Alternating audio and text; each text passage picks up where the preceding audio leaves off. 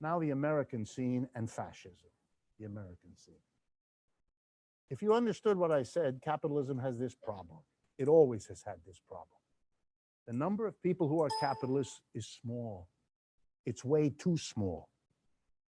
And that has always meant that capitalists have a problem if they're in a society of universal suffrage, like the United States or Europe or Japan. Why? Because the number of capitalists is small and the mass of people is large. Because the small capitalists make the system work for them and become wealthy and powerful, and the mass of people don't. It's then only a matter of time, and not much time, before the mass of people make the following eureka discovery.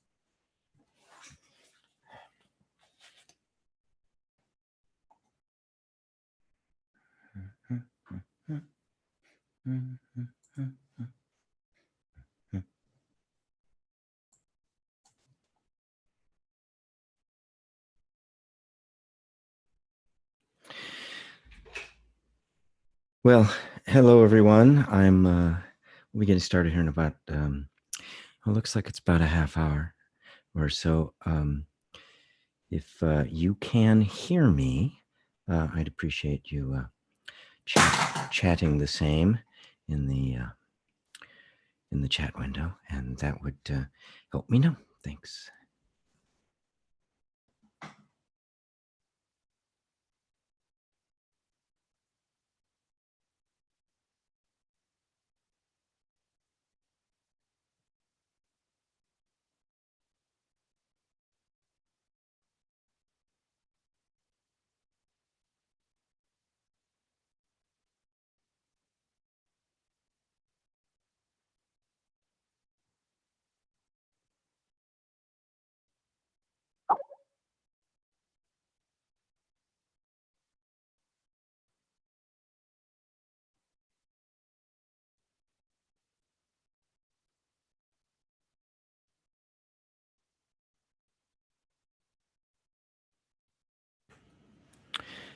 Testing. Testing.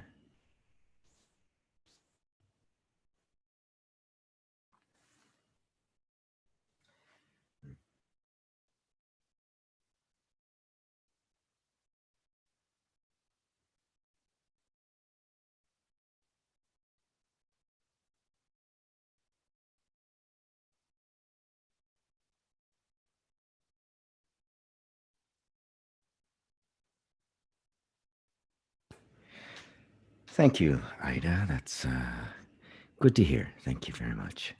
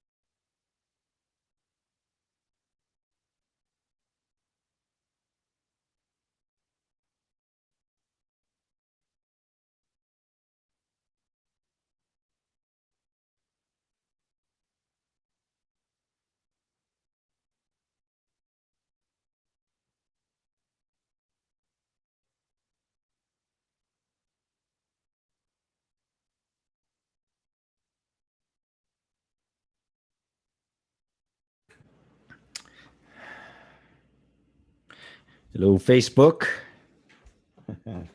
and YouTube.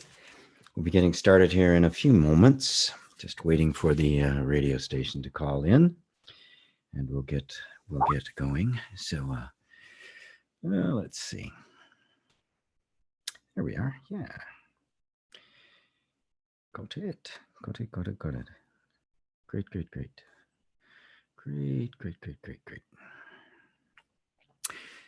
Hopefully the lighting is okay for Facebook. Hopefully you guys can hear me okay.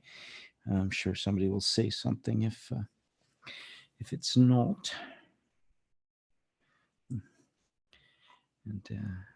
okay. The one comment there. No questions as of yet.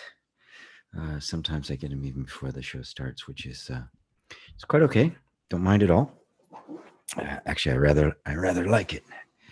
So, but hopefully we'll generate some cool conversations as we are moving through the entirety of the show.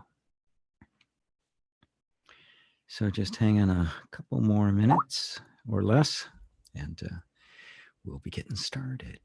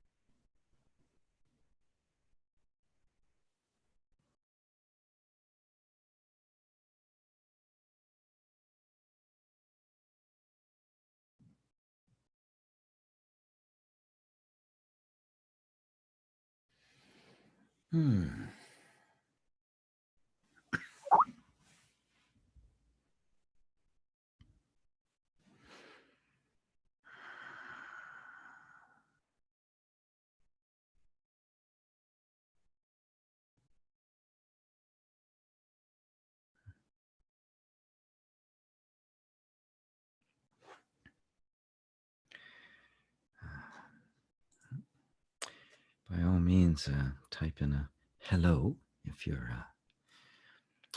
here. Happy to see you. I always love to know who I'm talking to. There's actually a few people watching on YouTube, and it takes a while on Facebook for people to show up. But that's cool.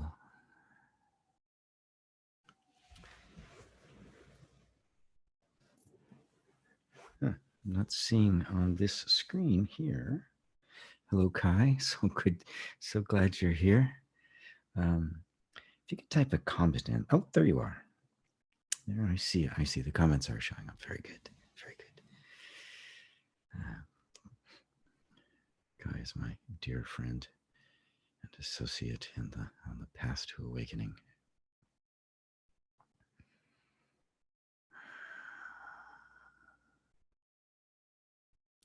Just be a couple more moments. Any second now, actually, that phone could ring. And we will be getting started. In the meantime, just take some moments to kind of just fall into yourself. Hello.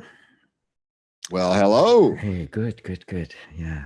It's a pleasure. We started your pre-intro right after the show. Excellent.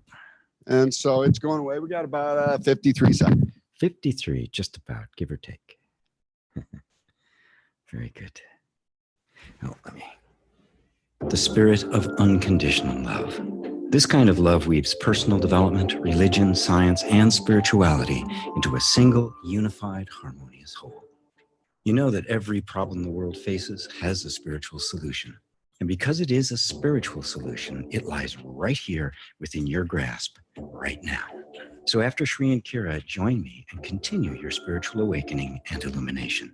Let's unite and transform the world from the inside out. Join me for Satsang with G, coming up next, right here on BBS Radio.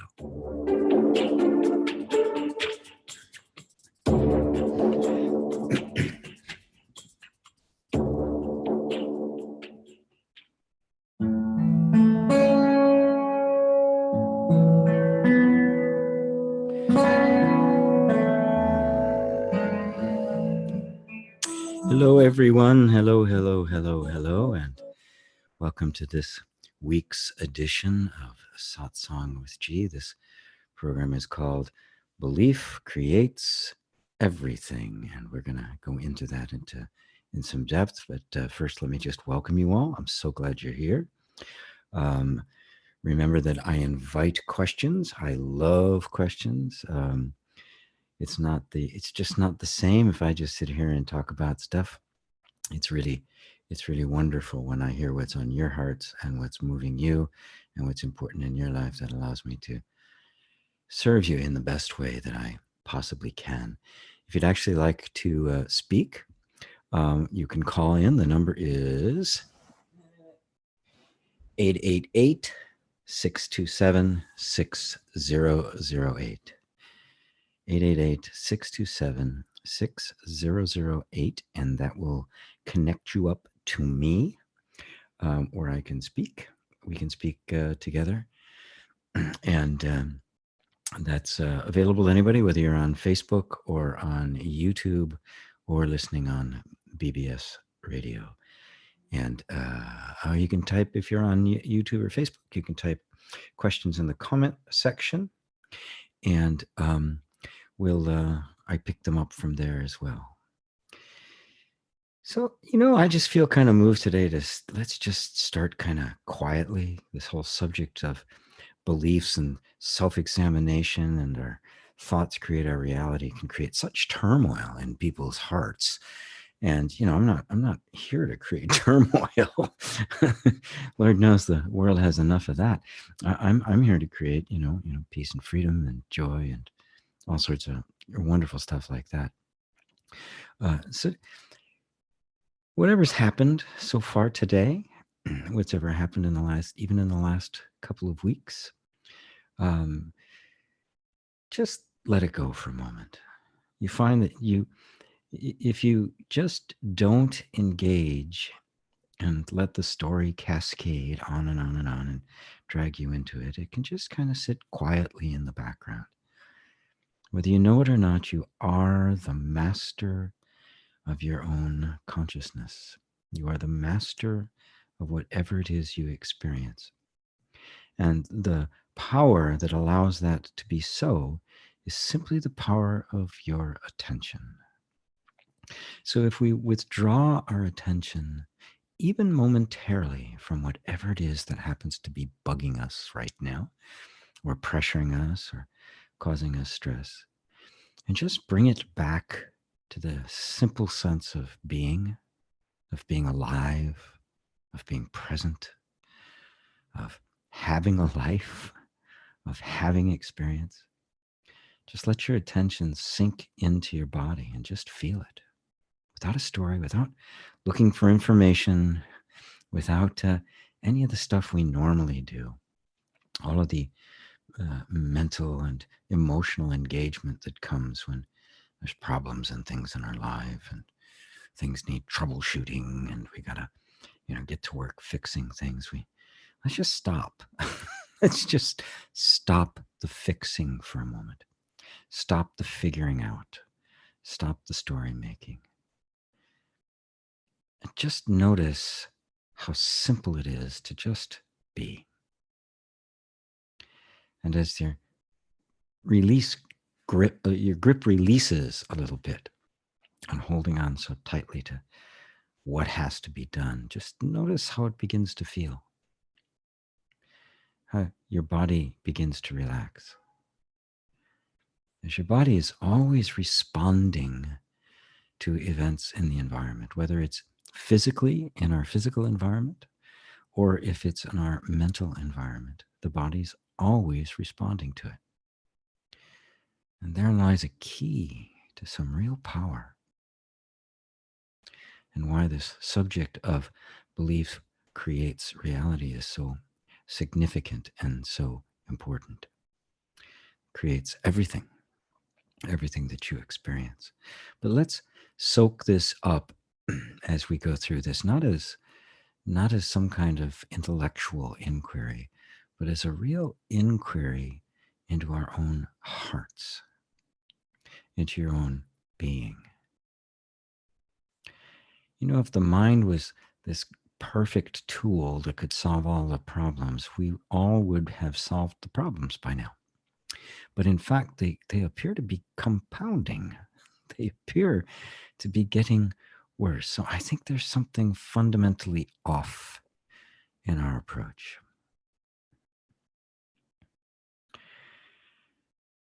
So just listen. Just listen to what's going on inside of you. Whatever it is, do your best to just drop all the judgment, all of the anticipation, all of the past, all the ideas you had about what life should have been like or what it should be like in the future. All the ideas you're entertaining of yourself, just let them go. Put them aside for a second. And it's miraculous to discover that you actually can. The mind tends to be so driven towards fixing things. The idea that maybe nothing needs to be fixed is like, no, that can't be. But right here, when you're not thinking about it, is there anything that needs to be fixed? Without the thought that something needs to be fixed, that something's not the way it's supposed to be, is anything need to be fixed, and is anything not the way it's supposed to be? Now, just think about that for a second. Just ponder that for a moment. Just imagine that it's actually your thoughts that are producing problems. And then we seek to solve problems through thought. We assume that this is a problem. And when we assume that it is a problem, it becomes a problem for us. And we enter into the onerous and seemingly unending task of fixing it. Is it? Without thought, is it a problem?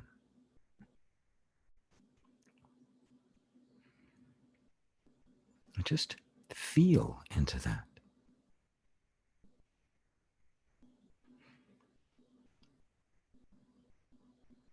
If the thought never occurred to you, you're not smart enough, or you're not pretty enough, or you're not capable enough. If that thought never occurred to you, would you be capable enough? Would you be pretty enough?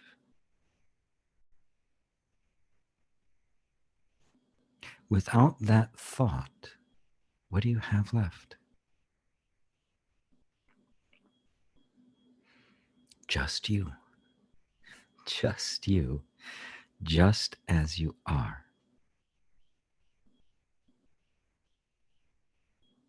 And with you just as you are, is there anything that needs to be fixed or strived for or struggled with?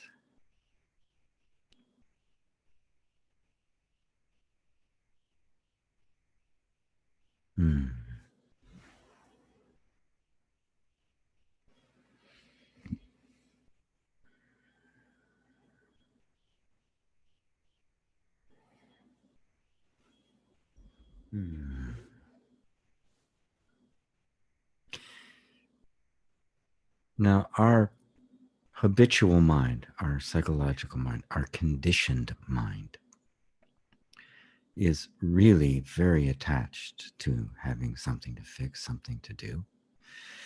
And of course, I'm not saying you're not going to ever do anything. A lot of people mistake that in spirituality. I think, oh, I get to this place of oneness and then I'm not going to do anything. It's like, well, no. It's not that. It's perception of how things actually happen and that they're happening all the time. and that our interpretation of what happens is what determines our experience of it.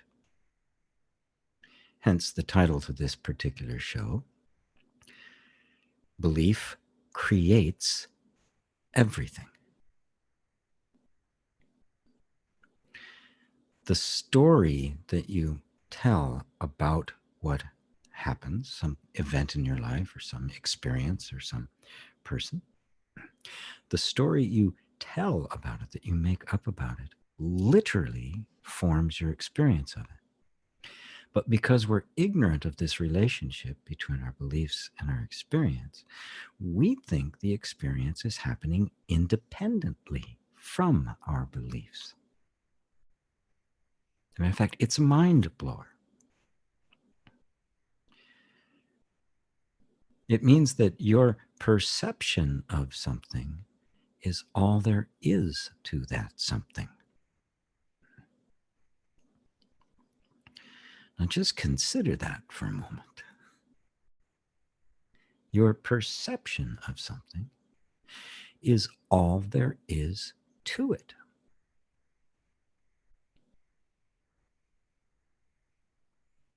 The only thing you ever experience is your perception of things.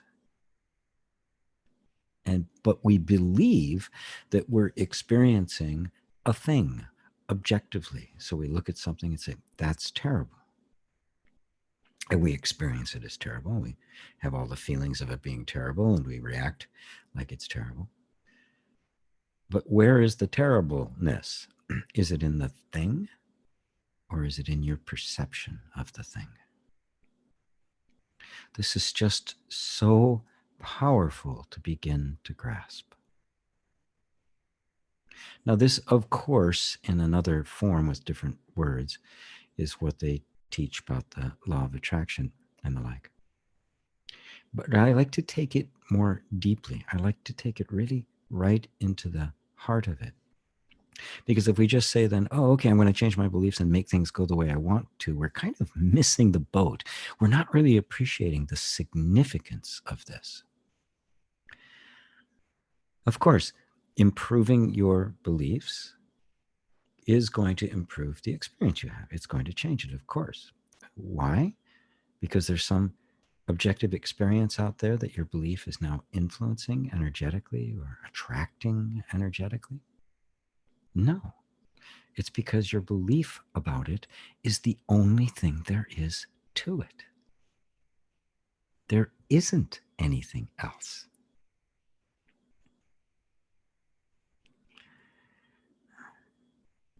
Are you following this? Now just take this in. And it's not the kind of thing that you can just really think about, because your mind gets a little bit lost here, because without some kind of objective reality, some kind of thing there, some kind of reference point, your mind doesn't know what to do. But the fact is, if you really see this, you realize there is no reference point except you. The mind always needs to find something. Okay, well, this is good. Okay, good. That means that's bad. And now it can basically divide the universe up into good and bad, right and wrong, up and down, male and female. You can just make all the divisions that create this diversity and create conflict. But so without that, the thought process begins to really slow down and just starts to experience. Because you don't need an interpretation of experience. If I smell a beautiful flower, I don't need to describe the smelling of the flower. I don't need my mind description or association or images or memory or anything to actually experience the flower. I see it, I feel it, I smell it, I experience it. then my mind wants to describe it and relate it and give it a name and say where it came from and has it seen that before? Maybe the story can cascade, but that story is meaningless. And everybody who looks at the flower will have a different story about it, but everybody who looks at it will experience exactly the same thing. You know, the true appreciator of beauty may just be enthralled with it, whereas the real estate developer may say, "No, this won't work in this yard. I have to get rid of it." That's the story, but the actual experience is the same. The real experience, the essential experience. From that moment on, it's all our interpretation, and everything that happens after that is completely created by your mind. This is just so powerful. Whatever the mind believes becomes what you experience. That's why I called the show Belief Creates Everything. Even the idea that there's a thing, its name, its form, everything about it is our perception of it. And in fact, we don't even know what the thing is, or even if there is a thing out there. This could be one big ayahuasca trip. I have no idea. And of course, we're looking at it through these human eyes, right? If I'm a dog, it's going to look different. It's going to look very different in the way it appears, and it's going to smell really different because they smell like 20,000 times better than we do. I have no idea what a flower smells like a dog. It must be absolutely overwhelming.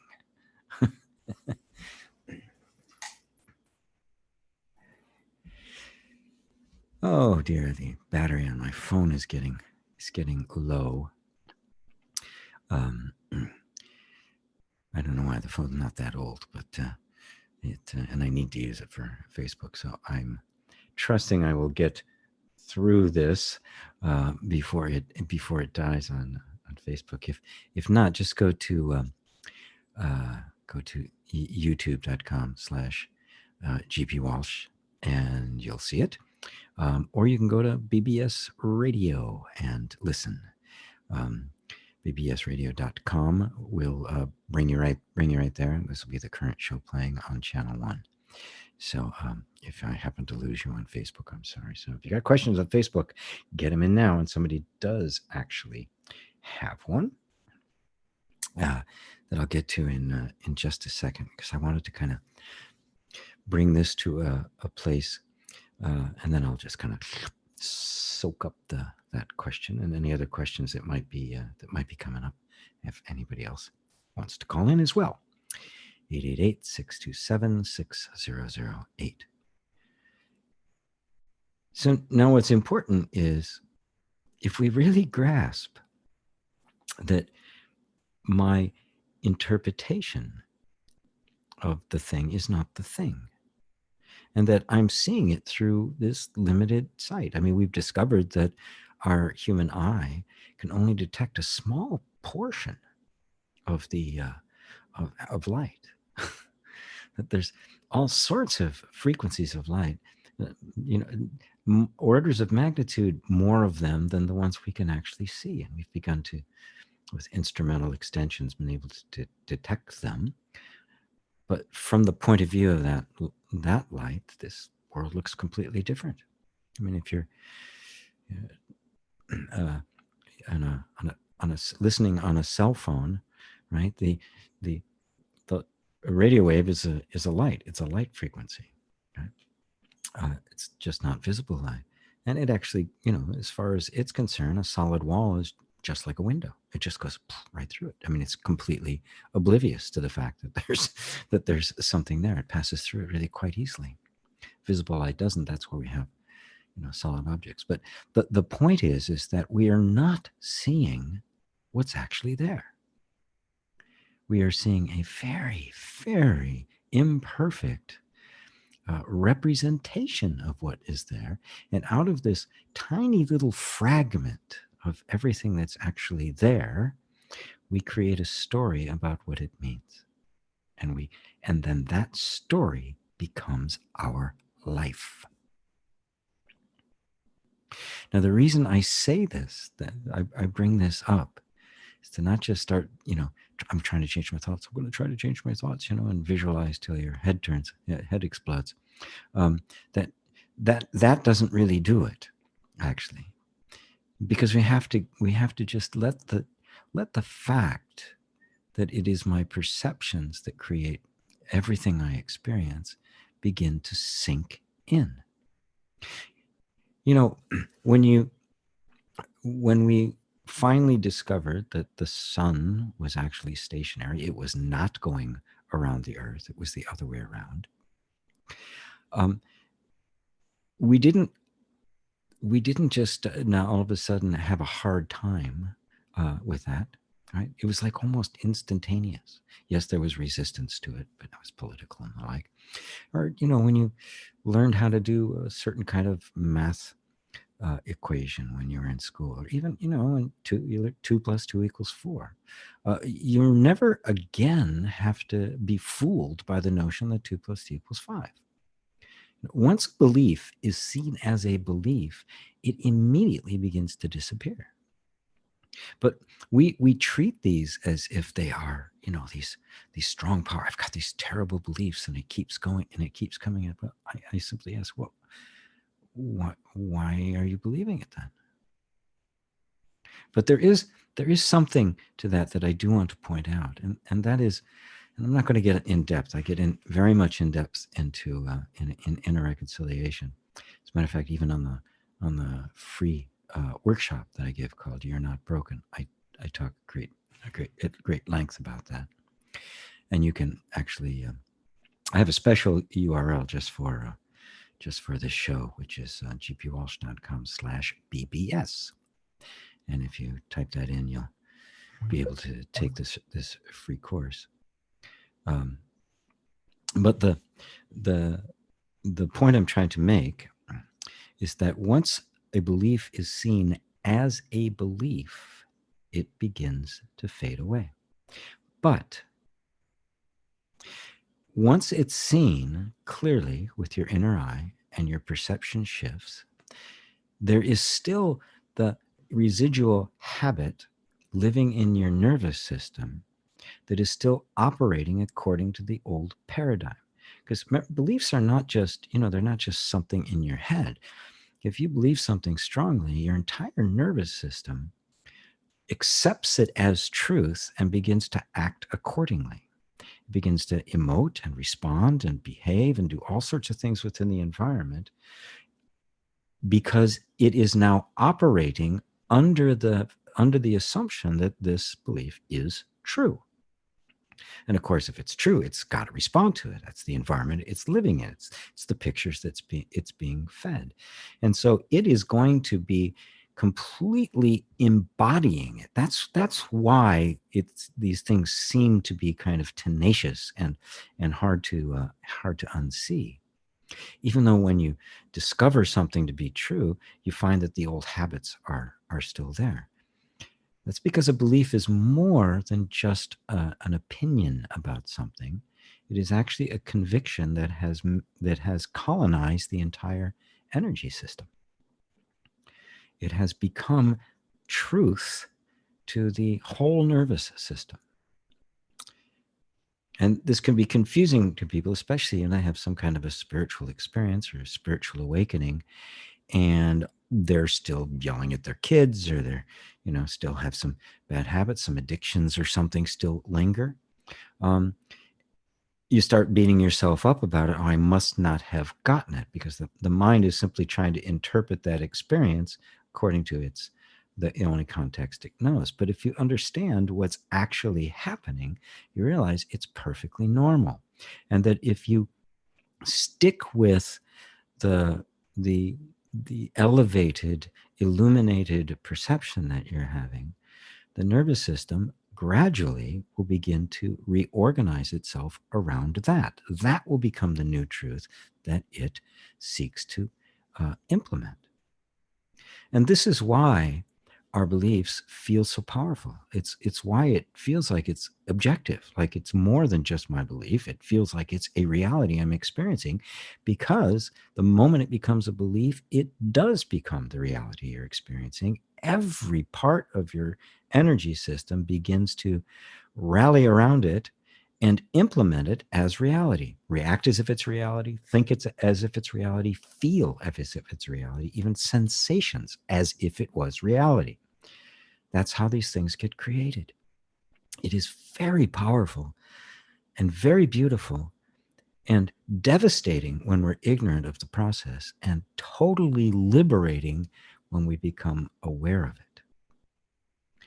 And for most, they're not aware of it. We think we're experiencing an objective world out there that's out to get us, that's all messed up, that's on the verge of self-destruction. When in fact, that is simply our belief. And you get enough people believing it, and you have a shared experience. You have a bunch of people in a bad movie. But somebody's got to wake up and say, this is just a movie, and I'm getting really kind of tired of it. And at that moment, you can liberate something inside of you that may have been dormant for a long time. And that's your innate power, your innate goodness, and the understanding that love is way, way more powerful than hate. As a matter of fact, it has all the power, and hate has none. Whoops. Sorry, that was the sound of a mouse falling on the ground. Well, I have a question here from Kai.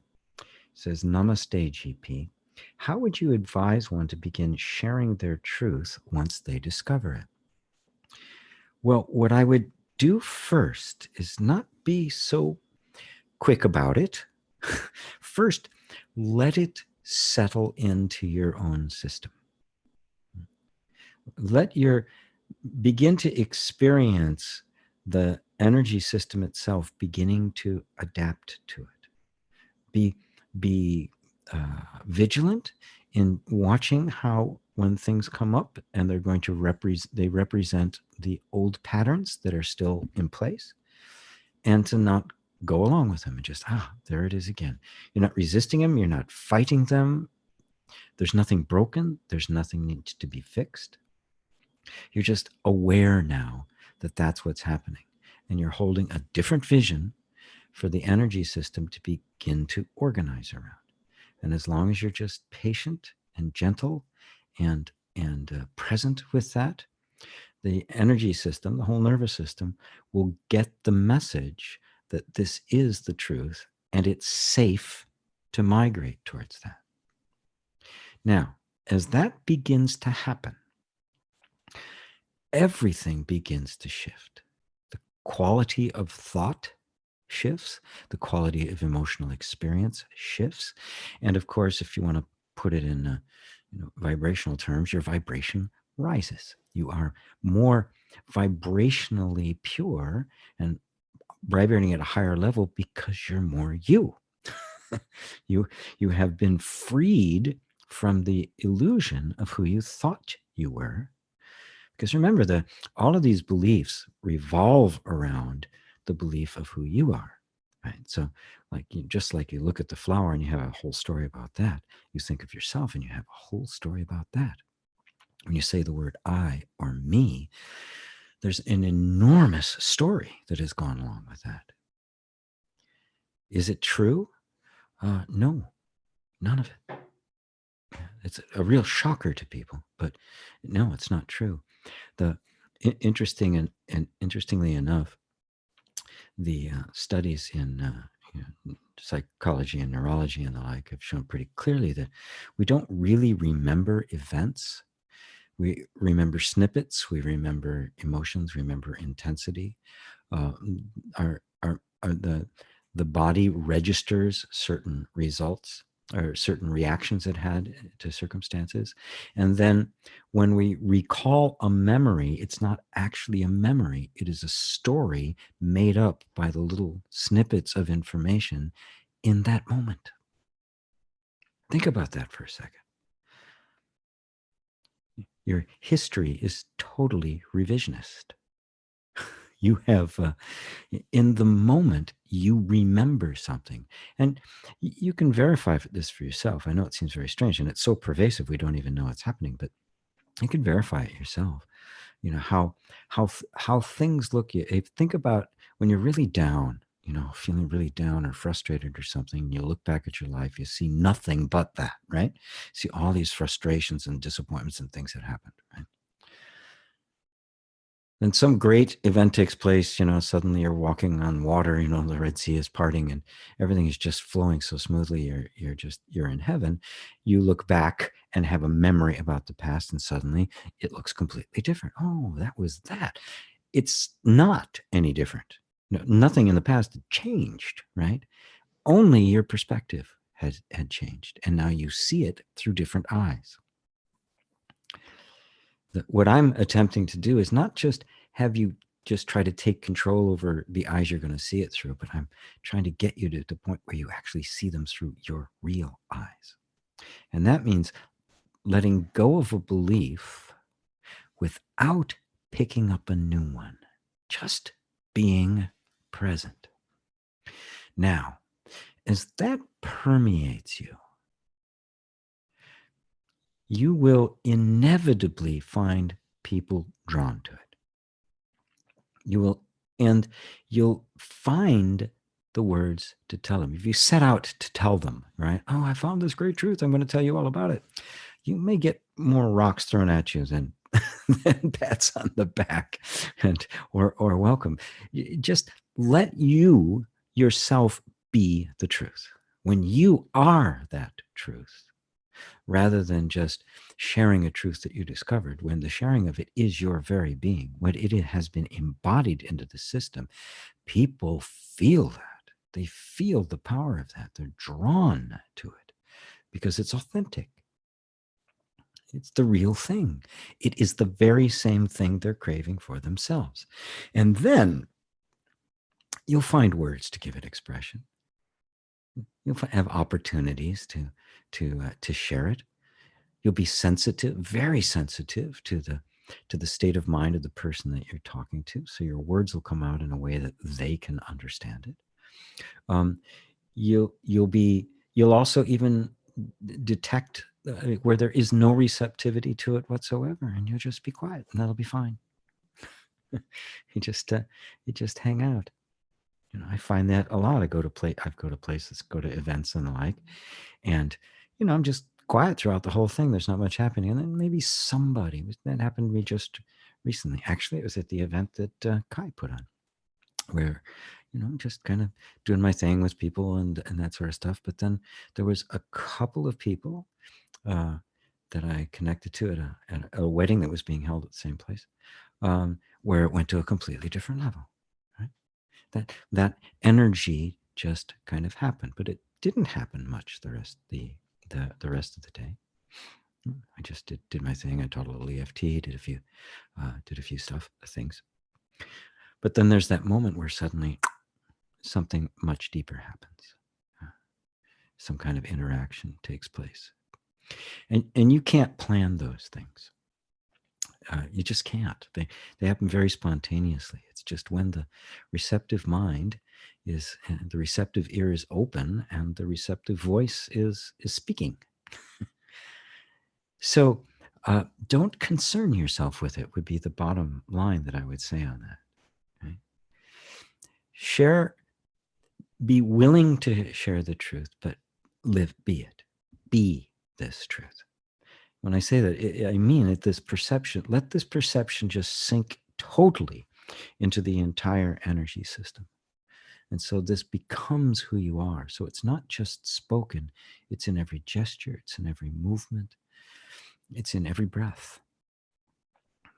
The entire energy system itself is giving expression to it. And so it's now become a living thing. In biblical terms, you could say the word was made flesh and dwelt among us. That's exactly what it means when this truth becomes so embodied that it's actually perceived as a being. And then your words carry authority. They carry power. And at the same time, there's just this enormous humility because it all just happens so spontaneously. You, you just, you're hearing it at the same time they are. Oftentimes the words are coming out of your mouth. You're hearing it just when at the same time the person or people you're talking to are hearing it. And it becomes quite delightful. You find me often laughing and giggling at things because I just heard it for the first time. It's coming from somewhere else. It's coming from a place deep within all of us. So I hope that answers your question. If not, you can feel free to give me a follow-up here. Let me check over here on YouTube. Great. Pam Griffin says, hello, great pair of glasses. Thank you. I normally I normally wear contacts, but they kind of worn out, and I discovered that I have some cataracts that have to be dealt with before I can get new ones. So I'm kind of in the glasses, which don't work that well anymore. Anyway, I have to get new ones of those as well. So, so in the meantime, I'm wearing these most of the time, and if I don't have them on, I'm just, everything is a blur. I can't see it. I can't see a damn thing. So I wouldn't be able to even read your comments. So let's see. What do we got here from Buddha's Brain? Oh, I love hearing from Buddha's Brain. Gee, how does one find blissful balance between being and believing egoic thinking? Ah, very good. Very, very good. There's no need to find a balance between them because one is true, the other's false. You don't need to find a balance. You can't, there's no balance between the truth and false, There's no balance between 2 + 2 = 4 and 2 + 2 = 5. And they don't balance. One's true, the other isn't. Egoic thinking is simply a belief about one's self that has gone unchallenged. And if you can put it in several different ways, but when I use the word ego or egoic, I'm not referring to arrogance necessarily. That's one aspect of it. The egoic mind can be very arrogant. It can be very full of itself. It can think it's really, really good. But that same egoic mind can be self-demeaning, self-destructive. It can say, I'm terrible, I'm rotten. Same thing. It is the same sense of being somebody, and that somebody you think you are is just the picture in the mind. It is the story about you and not you. The bliss is discovering you without the story. And that is, of course, exactly where I am attempting to point you to. When I say to let go of the belief, see the belief as a belief, but don't pick up another one, I'm talking to the real you. Because a belief doesn't believe itself, right? A thought doesn't think itself. You're not going to go into your cupboard and pull out thoughts. They don't exist independently of you. So who are you? That's the question that it begs. And we don't want just another story. Now, mind you, I teach a lot of different techniques about various kinds of things, some personal development and self-help and the like, because obviously I'd much rather have somebody have a better story of themselves that makes their life happier and more functional. Obviously, that's a great improvement. And I would certainly much rather hang out with a bunch of well-behaved egos than a bunch of misbehaving egos or arrogant egos, or arrogant or egos that run countries and the like. I'd much rather be, with egos that are humble. But if we really want to be free, we need to be free from the story. The story is about you, and you've believed it as if it is you. And that belief there then gets embodied in the entire energy system and becomes the experience and gets felt and lived as if the story was actually you. And it isn't. So when I use the word ego, I'm referring to that. I'm referring to the set of thoughts and experiences and interpretations and emotional patterns and programmed responses. I'm referring to that. That is the egoic mind.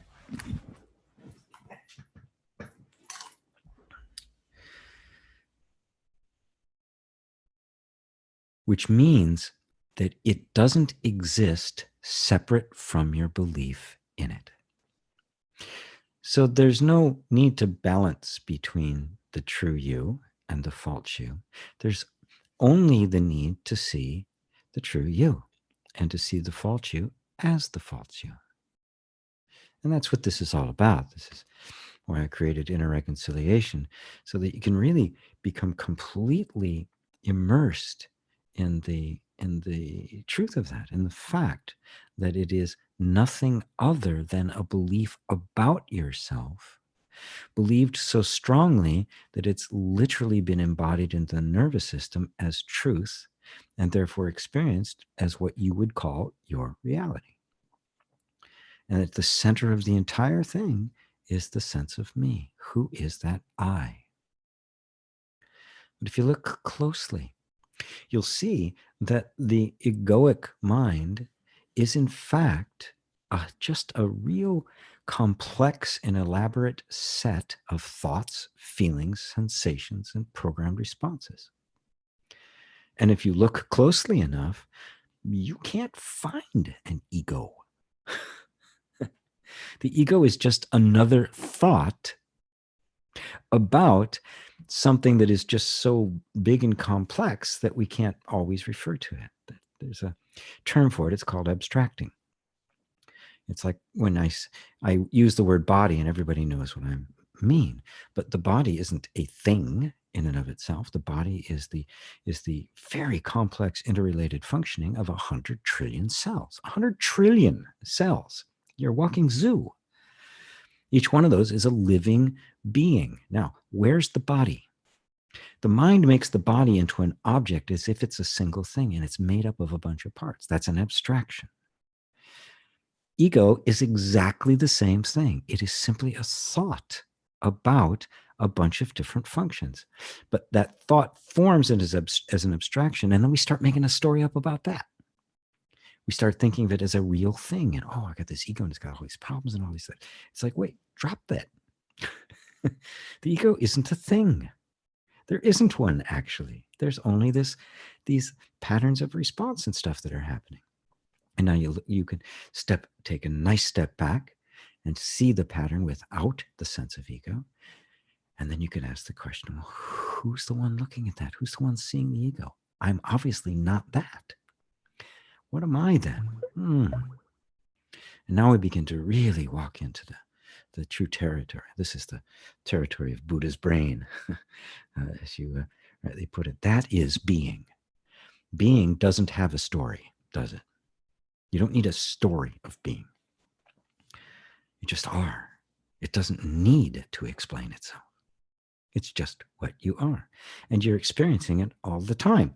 If you weren't being, if you weren't here, you couldn't hear me. You wouldn't hear these words. You wouldn't be engaging in this conversation.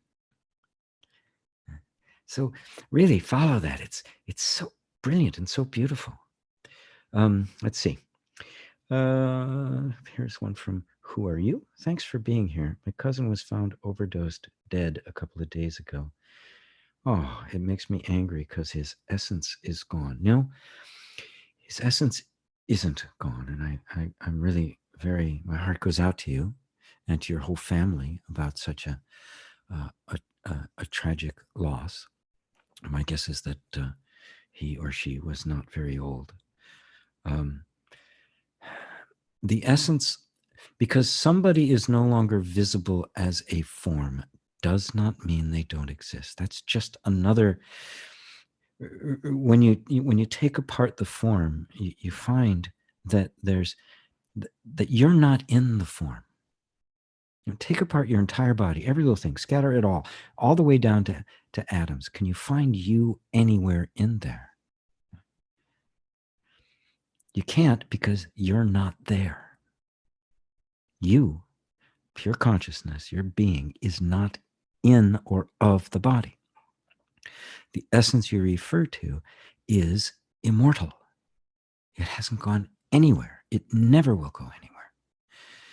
Now, I don't mean this to give this as like some kind of a reframe, because, you know, the grief is still there. It still hurts. If somebody passes out of your life, they pass away, or maybe they break up with you, or you know, a friend moves away, or just, you know, you just don't, the opportunity for that kind of intimate connection just doesn't exist anymore. We feel the loss of it. We feel the grief. We feel that. And you need to let yourself feel that. So we're not trying to reframe something so you don't feel the sense of loss. But then we can take a step beyond that to see who they really are, to let go of the image of them as simply being a body or a physical being. I mean, even as it, you know, think about somebody you know really, really well. Somebody who's really close to you. When you first meet somebody, you know, somebody asks, well, what's he like? What's she like? And you describe them physically and a couple of things, you know. No, nice sense of humor, maybe. But if you really get to know somebody and ask them, what are they like? You don't talk much about, you don't talk at all about what they look like. It's all about the character, their spirit, their energy that has touched you. And oftentimes I found this with people I'm really close to. I can't even remember what they look like. That image of them is gone. All I know is their an energetic signature, the vibration that is resonating in me that I feel from them. That is who they really are. That will never go away. It was never in the body in the first place, and it will. So it didn't even leave the body. It's always been here, and it always will be here. And if you can really take that into your heart, the sense of loss will be lessened, and the sense of presence, both of them and of the real you, will become more palpable, because that's the fact with everything. Nothing is actually really lost. It all continues to exist, just in a form that we just can't fathom, because it is outside of physical form. So I hope that helps you. Who are you?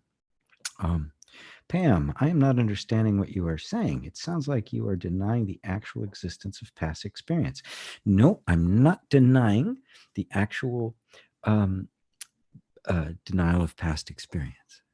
What I'm saying is that what we experienced in the past and our belief and perception of what happened in the past are two different things. There's absolutely no way you can know for certain what happened, an actual event that took place in the past. You can remember snippets, you can remember something. I remember traumatic events in my life. But if I just focus on the event itself, I realize that everything I know about it is really a story. All the reaction to it, everything that happened, everything that rippled forward, none of that I can verify. Even the event itself, I mean, you can't step out of now, go back to the past and witness it, right, from this point of view, to see what actually happened. And even if you did, you would be witnessing that event through the eyes that you have now. What I'm saying is that don't, clearly things happened. I mean, we had experiences in our life that either made us made us joyful, that have been, the most wonderful blessings, and those things that have been so traumatic, they've seemed to have rippled forward. But just don't attach to that a sense of this is what happened. This is the way it is. And because this happened, I'm having this experience now. That causal connection between the past event and the present is a function of the mind. And it is completely unprovable. It is pure belief. And your belief in something is what makes you experience the something. This is so important. My belief that my current circumstance is caused by a past trauma, that belief is causing my current circumstances, not the trauma. Now, I don't want to belittle anybody's experience. Lord knows I've had enough of my own. So I don't want to diminish that. I'm trying to take you to a different level with it. I'm trying to get it to a different point, not deny it, but to get it to a different point so that you see that your experience, the reality you're experiencing right now, is being created right now in real time. It is not a product of the past, it is a product of the present. The way a movie on a screen, the characters on the screen appear to have a past life, but they don't. Right? The only reason they're doing what they're doing on the screen is because this particular part of the film is passing by the lens. That's the only reason it's happening. The cause of it happening is completely in the mind. This is liberating because now it doesn't matter what happened in the past. You can let all of it go and recognize that this moment is created by your belief in it and nothing else. That's liberating. So I hope that helps. Seth Jones, if you see a positive story, isn't you, doesn't that destroy the feeling of positivity that you were enjoying? No, absolutely not. The feeling is there. That's what people think. All of a sudden, oh, if it's not me, this other person, then my life is no. Your life is the same. It's just the interpretation of it is different, right? I mean, the sun was never actually going around the earth, right? We just thought it was, right? And it still looks to our senses as if it is. It is. I mean, the reality has not changed. The actual thing has not changed. It's only our experience of it. So the positive story gives you a great deal of joy and a great deal of wonder. And that feeling is very real. And it can be real without you taking personal ownership, without there being an ego there who wants to claim it. It actually intensifies it. It becomes more vivid, more alive when you do that. So I hope I'm answering these questions for you, because that is a great one, because we think, well, if the story isn't me, then what about all these good experiences? They're still the good experiences. And without an interpretation to color them, they become even more good. They become even more intense, because you now begin to experience them fully. No lens, no filters, pure experience. And you find it to be vivid and deep and intimate and powerful, because there's nothing standing between you and it. You're no longer watching the YouTube video on it. You're there. You're not just looking at a travelogue of the Great Wall of China. You're standing on it. That's the difference. No story means no filter, means direct experience. It doesn't mean an absence of experience. It means the reality of experience. Oh, wow, this is great. 4:51. We're getting close to the end. The microphone is covering your face. It's distracting. Oh, I'll try to move over here. I try to keep it because I try to keep it close so the sound is good. Sorry about that. Maybe I should get another mic for my head or something like that. That's very, very funny. First time here, Raymond, Raymer. Okay, Raymer. Thank you for that. I wish I would have noticed it earlier, because I can actually pull this a little bit more to the side like that. And I guess the sound is still okay. So as we begin to wind down here, everything that I have been talking to you about is what I regard as really the most important kind of exploration to make. To support that exploration is why I created the MasterHEART Institute. That's why I created Inner Reconciliation. Say created, I mean, I just kind of stumbled on it by accident, quite, but I organized it into a form that was easy to understand, to break all these parts down, to see what's really here and what isn't. What is the story, and what is my action, and what is real direct experience? And that's really what it's about. And I call it inner reconciliation because it's not fixing. We're not trying to fix you, not trying to make you better, not trying to improve you. We're simply trying to discover who's actually there. Who are you without the story? And when you think about how much of the time you're thinking about yourself, rarely does anybody say to you, well, okay, you're thinking about yourself. Who's that you're thinking, and who's doing the thinking? Now, this may sound really abstract, but it's like, it's very tender. It's very personal because you're very much aware of yourself. We have stories about ourselves, but that doesn't change the fact that you're very much aware of yourself. You're very much present. You're very here. You're very alive. You're very real. And that's always what I like to bring people back to, right? The ideas you have about yourself, the stories you have about yourself, they're going to change, right? You don't have the same self-image you did when you were 10 or 20 or 30 or however far you go, all the way up to my neck of the woods. You simply don't have the same thing. So no matter how much you think it's you, it's not. It's just a thought about you. So you don't have to take any of that seriously. You can really be very light with it, very easy.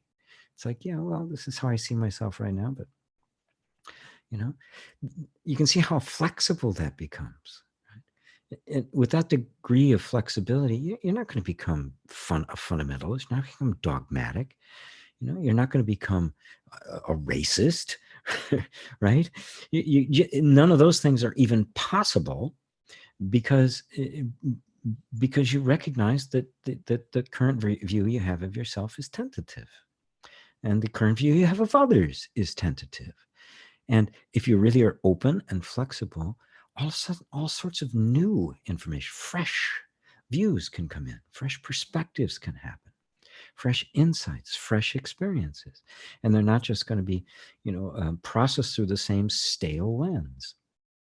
You're actually open to having an experience that's as vivid as like a little kid when you see them getting excited about the most simple things because it's all new to them. It's fresh. It's very real and visceral. They don't have any story about it. It's direct experience.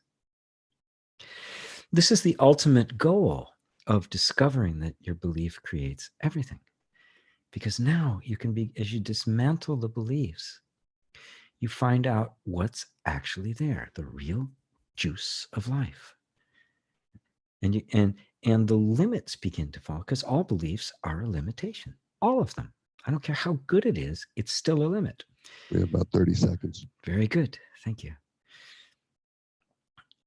It's still a belief about you. So I got to wind it down now. I got like 30 seconds before they're going to cue the violins on me.